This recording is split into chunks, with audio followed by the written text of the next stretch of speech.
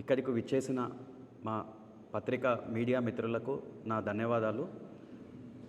మేము ఈ press meet పెట్టదలుచుకున్న కారణం ఏంటంటే, మొన్న మా టీఆర్ఎస్ అధినేత్రి కల్వకుంట్ల కవితమ్మ గారు జెండా పండుగకు విచ్చేశారు. ఆ విచ్చేసిన పండుగకి అశేష జనవాహిని చూసి ఓర్వలేక రఘునందన్ రావు అవాకులు చెవాకులు పేర్చాడు. ఆయనకు మైక్ ఉంది కదా అని చెప్పి ఎట్లా పడితే అట్లా మాట్లాడుతున్నాడు.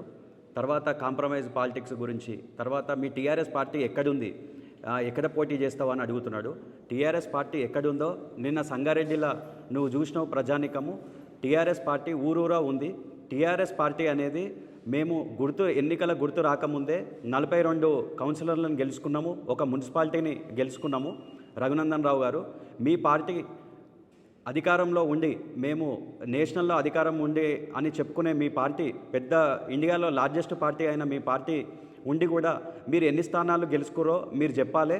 మీరు దాన్ని నైతికంగా, మీరు ధర్మపురి అరవింద్ గారు మొన్న లోకల్ బాడీ ఎలక్షన్స్ కంటే ముందు ప్రెస్ మిత్రులతో చాలాసార్లు చెప్పారు, అక్కడ ధర్మపురి అరవింద్ గెలిపిస్తాడు, నా జిల్లాలో పూర్తి బాధ్యత నాదే అని మీరు చాలా సందర్భాలలో చెప్పారు.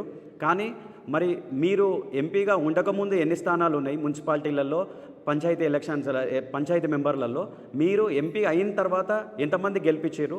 మరి దానికి పూర్తి బాధ్యత వహించి మీరు రాజీనామా చేస్తే మేము కల్వకుంట్ల కవితక్క ఒక కార్యకర్తను పెట్టి మీ మీద గెలిపించుకుంటుందని మేము ఈ సభాముఖంగా చెప్తున్నాము. మీరేమో అనుకుంటున్నారు, మైక్ ఉంది, నోరుంది కదా అని అట్లా మాట్లాడితే ఊరుకునే ప్రసక్తి లేదు. మీరేమంటున్నారు, నేను కవితకి ఇంటి ముందుకు వచ్చి మైక్ పెట్టుకొని మాట్లాడతా, నేను తెలంగాణ కోసం మాట్లాడినా అని అన్నారు. తెలంగాణ కోసం మాట్లాడిన ఏకైక ఆడబిడ్డ, తెలంగాణ బిడ్డ మా కవితమ్మ అని మేము సగౌరవంగా చెప్పుకుంటున్నాము. ఆమె ఊరు వాడ బతుకమ్మ ప్రోగ్రాములు చేసి, బతుకమ్మ ఆడించి ప్రతి మహిళను ఏకం చేసిన ఘనత మా కల్వకుంట్ల కవితమ్మ అని మీకు ఈ సభాముఖంగా చెప్తున్నాము. మీరు అంటున్నారు, ఎంతమందికి నీతో పాటు ఉన్న బీజేపీలకు నువ్వు వచ్చినావు, ఎంతమంది కార్యకర్తలను నువ్వు లీడర్లను చేసినావు, ఎంతమందిని గెలిపించుకున్నావు, మరి మున్సిపల్ ఎలక్షన్లో నువ్వు ప్రచారం ఎందుకు చేయలేవు? నువ్వు ప్రచారం చేసిన దగ్గర ఎందుకు గెలవలేరు? మరి నువ్వు పూర్తి బాధ్యత వహించవా? నువ్వు నేషనల్ లీడర్, స్టేట్ లీడర్, అన్ని లీడర్లు నువ్వే అనుకొని ప్రొపగాండా చేస్తావు మీడియాలో.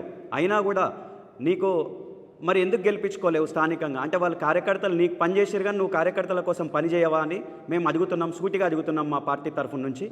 ఇంకొకటి, రఘునందన్ రావు గారు, మీకు ఒకటే విషయం చెప్పాలనుకుంటున్నా. నువ్వు అన్నావు కవితకి ఇంటి ముందుకు వచ్చి మేము మైకులు పెట్టుకొని నేను మాట్లాడతా అని అన్నావు.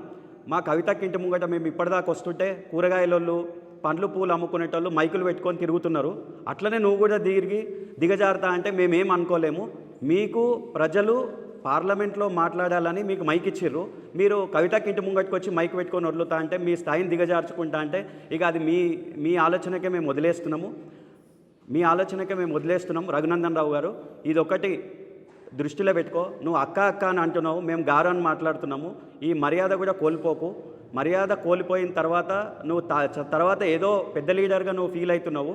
నువ్వు ఒక రాష్ట్ర అధికార ప్రతినిధిగా పనిచేసినావు, నేషనల్ అధికార ప్రతినిధి కోసం ట్రై చేసినావు, రాష్ట్ర అధ్యక్షుని కోసం ట్రై చేసినావు. నీకు ఏమీ సాగుతలేవు. మా కవితకి ఇంటి ముంగట్టుకు వచ్చి మైకులు పెట్టుకొని మాట్లాడితే నీకు ఆ పదవులు వస్తాయని అనుకుంటున్నావేమో, పబ్లిసిటీ అయ్యి, అందుకనే ఈ పని చేద్దాం అనుకుంటున్నావు. కానీ నీ స్థాయి నువ్వు దిగజార్చుకొని మాట్లాడకు. ఒక చదువుకున్న వ్యక్తిగా నువ్వు హుందాగా వ్యవహరించాలని, ఒక పార్లమెంట్ సభ్యునిగా వ్యవహరించాలని కోరుతున్నాము. అట్లాగే నువ్వు చాలా సందర్భాలలో నీ ఇంటర్వ్యూలలో చెప్పినావు, నేను దొంగలకైనా ఎవరికైనా వకాలత్ పుచ్చుకొని నాకు ఫీజు ఎవరిస్తే వాళ్ళ తరఫున నేను మాట్లాడతాను. నువ్వు అదే రాజకీయంగా కూడా వకాలత్ పుచ్చుకొని నువ్వు దామోదర్ రాజనరసింహ గురించి నువ్వే ఎన్కేసుకొస్తావు, జగ్గారెడ్డి గారి గురించి నువ్వే ఎన్కేసుకొస్తావు, చింతప్రభాకర్ గురించి నువ్వే ఎన్కొస్తావు. అంటే నువ్వు వాళ్ళకు వకాలత్ పుచ్చుకొని మరి కాంప్రమైజ్ పాలిటిక్స్ చేయకపోతే నీకు వాళ్ళనంటే నీకేమవుతుంది అనేది నేను సూటిగా ప్రశ్నిస్తున్నా. రఘునందన్ రావు గారు, మీరు ఇట్లాంటి అవాక్కులు చెవాకులు పేల్చే కంటే ప్రజల మధ్యలో ఉండి ప్రజల కోసం పనిచేసి ప్రజల కోసం కొట్లాడండి. ఇట్లా దాటివేసే ధోరణి, మీరు ఇట్లాంటి మాటలు మాట్లాడి మీ స్థాయిని దిగజార్చుకోకుండా అని మేము హెచ్చరిస్తున్నాం. మేము కవితక్క సైన్యం చాలు నీకు, టీఆర్ఎస్ ఎక్కడుంది కాదు. మీ బీజేపీ పార్టీ కూడా 2 ఎంపీ స్థానాల నుంచి ఈరోజు వీడికి వచ్చింది. మేము ఆవిర్భావం ముందే మేము స్థానిక సంస్థల ఎలక్షన్లలో మా సత్తా చాటినాం. పార్టీ ఆవిర్భావం గుర్తు రాకముందే అదొక్కటి నువ్వు మనసులో పెట్టుకో. నీకు ఎందుకు కదులుతున్నాయి లాబింగ్ పాలిటిక్స్ ఏందనేది నీ పక్కనున్న వ్యక్తిని అడగండి. మొన్న ఎమ్మెల్యే ఎలక్షన్లల్లో ఎవరు డబ్బుల సంచులకు అమ్ముడు పోయారు, ఎవరు ఏం చేసిరు అనేది నీ పక్కనున్న వ్యక్తి, సంగారెడ్డికి చెందిన వ్యక్తిని మీరు అడగండి. మీలాగా లాబింగ్ పాలిటిక్స్ చేసే పార్టీ మాది కాదు. కొనుడు అమ్ముడు అవన్నీ మీ పార్టీకి మీకు అవి చెందుతాయి. ఈ బ్లాక్మెయిలింగ్ పాలిటిక్స్ మీరు బంద్ చేయాల్సిందిగా, నోరుంది కదా అని పెద్దగా మాట్లాడితే మేము మీ అవినీతి భాగవతాలు డైలీ సీరియల్ లాగా రోజొక ఎపిసోడ్ లాగా మేము వేస్తాము. హెచ్చరిస్తున్నా, ఖబర్దార్ రఘునందన్ రావు, నువ్వు ఇట్లాంటి చర్యలు మానుకోవాలని కోరుతున్నాము. ధన్యవాదాలు. టీఆర్ఎస్ రాష్ట్ర అధ్యక్షురాలు సంగారెడ్డి జెండా పండగ కార్యక్రమానికి వచ్చినప్పుడు అశేషమైనటువంటి జనం అక్కడికి రావడం జరిగింది. వేల సంఖ్యలో ఆ జనం వచ్చిన దాన్ని చూసి భయపడి తట్టుకోలేక వెంబడే రఘునందన్ రావు వచ్చి ప్రెస్ మీట్ పెట్టడం జరిగింది. ఆ ప్రెస్ మీట్లో మరి మేము ఎక్కడ మ్యాచ్ ఫిక్సింగ్ రాజకీయాలు చేసినాం చెప్పాలి అని చెప్పి వాళ్ళు కోరడం జరిగింది. నిజంగా మీరు మ్యాచ్ ఫిక్సింగ్ చేయకపోతే మరి మొన్న జరిగినటువంటి మున్సిపల్ ఎలక్షన్లలో మరి పటాన్చెరు ఎమ్మెల్యే మీరు ఇద్దరు కలిసి వచ్చి మరి ఆ మున్సిపల్ చైర్మన్కు ఓటేసినటువంటి విషయం ప్రజలందరూ గమనించారు. మీడియాలో వచ్చింది, రాష్ట్రమంతా కోడై కూసింది. ఆ విషయం మీకు తెలియదా? ఇది మ్యాచ్ ఫిక్సింగ్ కాదంటారా? మీరు ఎంపీ అయిన తర్వాత మీ పరిధిలో లేనటువంటి శంకర్పల్లిలో స్టాప్ కావాలని చెప్పి మీరు మాట్లాడడం జరిగింది, రిక్వెస్ట్ చేయడం జరిగింది. మీరు ఇచ్చినటువంటి ఆ లెటర్ ప్రకారంగా, మీరు మాట్లాడిన దాని ప్రకారంగా శంకర్పల్లిలో స్టాప్ ఇవ్వడం జరిగింది కేంద్ర ప్రభుత్వం. మరి మీ పరిధి కానటువంటి దాంట్లో శంకర్పల్లి విషయం మాట్లాడడం ఏంటి?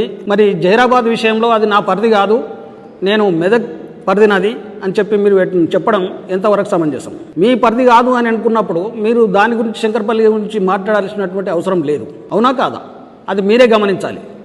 మరి సొంత సంగారెడ్డి జిల్లాలో మరి జహీరాబాద్లో దగ్గితే తుమ్మితే సంగారెడ్డికి వచ్చేటటువంటి పరిస్థితి. ప్రతి విషయంలో ఏది మంజూరు కావాలన్నా జహీరాబాద్ వాళ్ళు సంగారెడ్డికి రావాల్సినటువంటి పరిస్థితి, హెడ్ క్వార్టర్ సంగారెడ్డి. కాబట్టి ఈ సంగారెడ్డి జిల్లాలో ఉన్నటువంటి జహీరాబాద్ నిమ్స్ ఏరియాకు మరి ఇక్కడ రైల్వే లైన్ కావాలని చెప్పి మీరు కోరకపోవడం ఎంతవరకు సమంజసం? హైదరాబాద్ టు ముంబై వెళ్లాల్సినటువంటి రైలు తాండూరు ఇవ్వడం జరిగింది. డిస్టెన్స్ హైదరాబాద్ వెళ్ళేటటువంటి మార్గము డిస్టెన్స్ 50 కిలోమీటర్లు తగ్గుతుందని వాళ్ళు తాండూరుకి ఇవ్వడం జరిగింది. జహీరాబాద్ మీదుగా వెళ్తే ఇది ఇండస్ట్రియల్ ఏరియా డెవలప్ అవుతుంది కాబట్టి మరి ఇక్కడ నుంచి హైదరాబాద్ వయా జహీరాబాద్ నుంచి ముంబైకి పోతే మరి ఈ ఇండస్ట్రియల్ కారిడార్ ఏర్పడుతుంది కాబట్టి భవిష్యత్తులో వ్యాపారం ఇంకా అభివృద్ధి చెందేటటువంటి అవకాశం ఎక్కువ ఉంటుంది. మరి మన సంగారెడ్డి జిల్లాలో ఉన్నటువంటి దాని గురించి మాట్లాడడం మీరు తెలియదు అని అంటారు. శంకర్పల్లి గురించి మీ పరిధి లేనటువంటి దాని గురించి మాట్లాడతారు. ఇది ఎంతవరకు సమంజసం అని చెప్పి మిమ్మల్ని అడుగుతూ ఉన్నాము. ముఖ్యంగా ఇంకో విషయం ఏంటంటే, నిన్న రాష్ట్ర అధినేత కల్వకుంట్ల కవిత గారు సంగారెడ్డికి వచ్చి జెండా కార్యక్రమం ఏర్పాటు చేస్తే చాలా ప్రజలు అంటే వేల సంఖ్యలో వస్తే వాళ్ళు వచ్చినటువంటి స్పందనను చూసి భవిష్యత్తులో ఈ పార్టీని మేము తట్టుకోవడం కష్టం, మేము తట్టుకోవాలంటే మాకు కష్టమవుతుంది అనేటటువంటి ఆలోచనతోటి మీరు ఈ విధంగా అవాకులు చవాకులు పేలడం ఎంతవరకు మంచిది అని చెప్పి మిమ్మల్ని అడుగుతూ ఉన్నాము. మీరు ఈ జహీరాబాద్ టాప్ గురించి ఒకవేళ మీరు పార్లమెంట్లో మాట్లాడకపోతే మేమే మా పార్టీ తరఫున మా అధినేత గారు మేము అందరం కలిసి మరి ఢిల్లీకి పోయి మరి అక్కడ ఉన్నటువంటి కేంద్రంలో ఉన్నటువంటి మంత్రి గారికి కూడా మేము రిక్వెస్ట్ చేయడం జరుగుతుంది. మరి అదేవిధంగా దీన్ని ఏమన్నా మీరు అడ్డుకుంటే మేము ఎక్కడైనా ఈ రైల్వే లైన్ విషయంలో మీరు సహకరిస్తే మంచిది. ఒకవేళ మీరు సహకరించకపోతే మా అధినేత్రి కవితమ్మ గారు మరి వారి ఆధ్వర్యంలో మేము కేంద్ర ప్రభుత్వంలో ఉన్నటువంటి కేంద్ర రైల్వే శాఖ మంత్రి దృష్టికి తీసుకుపోవడం జరుగుతుంది. దాన్ని సాధించే వరకు మేము కొట్లాడతామని చెప్పి తెలియజేస్తా ఉన్నాము.